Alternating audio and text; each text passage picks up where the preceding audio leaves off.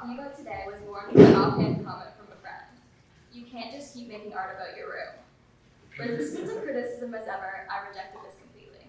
The project focuses on my relationship with my possessions and my penchant for accumulating tchotchkes and decorations. Why, when I run dry of inspiration, I fall back on material things as a crutch. It aims to solve the disconnect between myself and my belongings, understand how we all assign value to our possessions, and what this obsession with collection tries to supplement.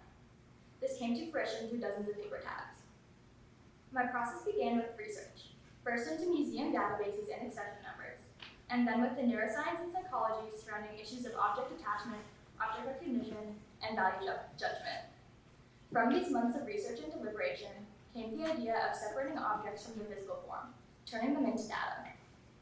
I decided to make use of what I had learned in a more practical way and develop my own accession number and cataloging system. This was inspired heavily by the archives of the Canadian War Museum. Then, I worked to understand what makes one object carry more emotional significance than another. Using a test sample of the pins and patches of my school bag, I ranked each item from most to least important to me, and then noted what factors made each one win over another. I concluded that something being irreplaceable contributes the most value for me. The price, aesthetic value, and time having owned an object did also play a role.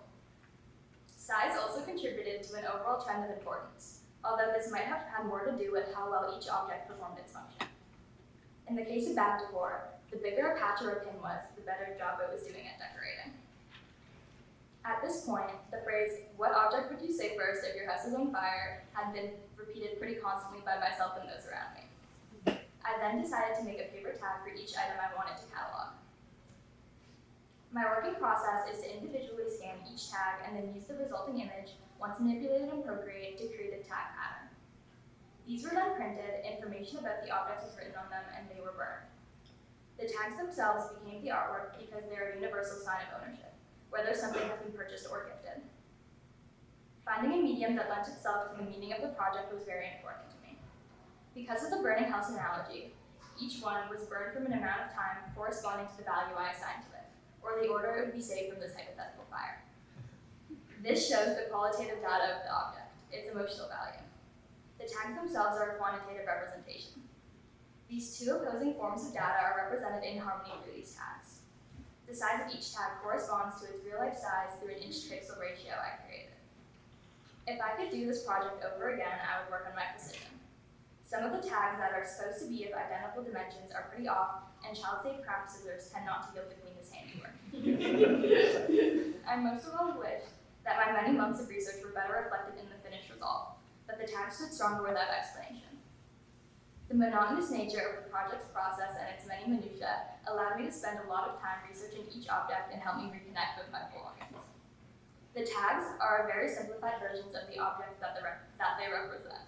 This was done with the intent of stripping the objects of their physical form, to an extent, allowing their importance and history to overshadow their aesthetic, social, or practical merits. Each tag, I hope, managed to take on a life of its own. They measure their own value as well as their mortality. This newfound fragility reflects the very thing that endeared the objects to me in the first place, the possibility of loss.